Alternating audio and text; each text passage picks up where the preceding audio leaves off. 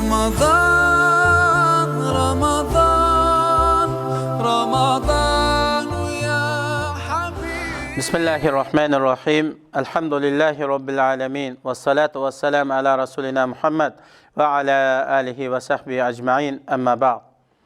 Esselamu aleyküm ve rahmetullahi ve berekatuhu. Hürmetli ustazlar ve qarindoshlar, Ramazandagi kundalik sovg'at programmamizda 12. qism insonning qilgan so'zi amaliyati orqali ifodalanmasa, u kishi samimiy hisoblanmaydi.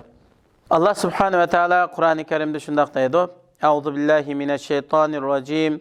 Ya eyyuhellezina amanu udkhulu fis-silmi kaffe ve la tettebi'u hutuvatiş-şeytan innehu lekum aduvvun mubin.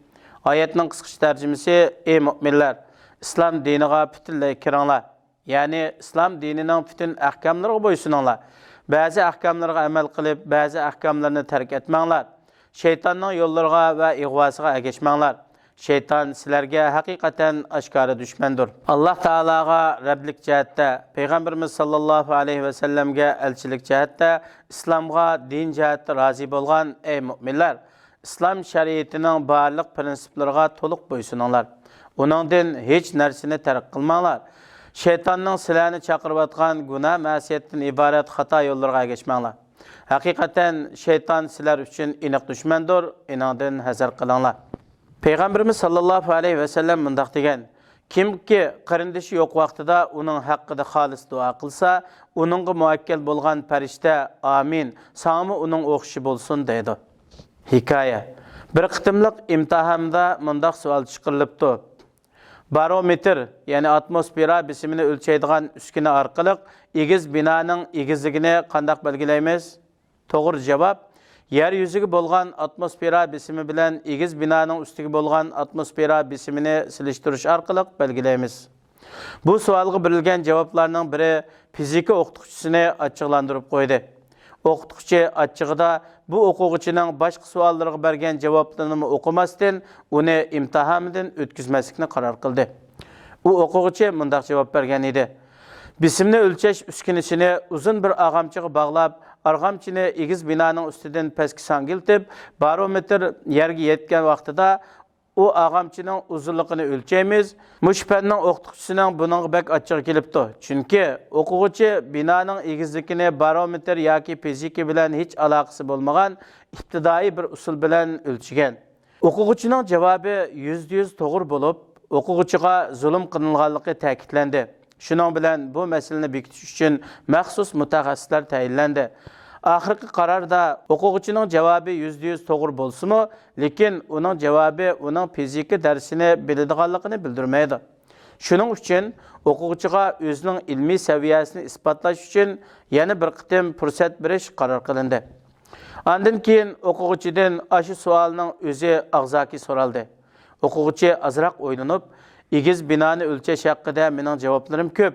Uning qaysini tanlashni bilolmadim dedi. İmtihan mas'uli bilganlaringning hammasini so'zlagan dedi.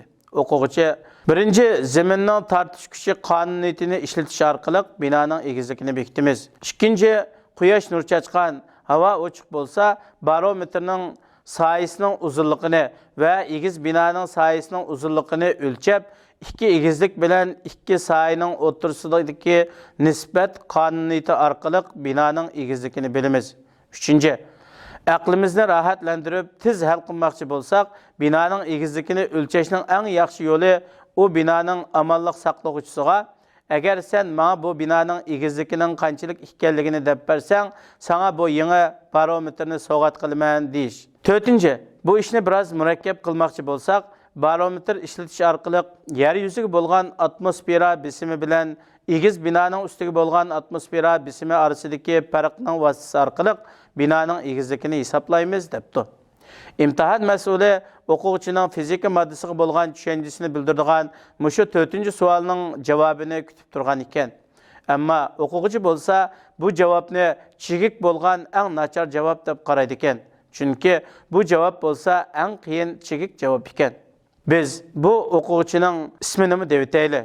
Uning ismi Niels Bohr bo'lib, u faqat fizika moddasida utuq qozonolmagan bo'lsa-mu, lekin u fizikada Nobel mukofotiga erishgan. hikmet. İnsanın qilgan so'zi amaliyati orqali ifodalanmasa, u kishi samimiy hisoblanmaydi. Dua. Parvardigorimiz, zalim qavmni bizga ziyonkashlik qilish imkoniyatiga ega qilmag'in. Bizni rahmating bilan zalim qavmdan qutuldirg'in. Fikr. O'zimizni kunda yoki haftada azroqdan bo'lsa-mu xayr ihson qilishga ko'ndirishimiz lozim. Az bo'lsa-mu davomlashib turgan ish üzülüp qolgan ko'p ishdan yaxshidir. Bu sizning odatingiz bo'lsin. Buni Ramazondan keyinmi davomlashtiring.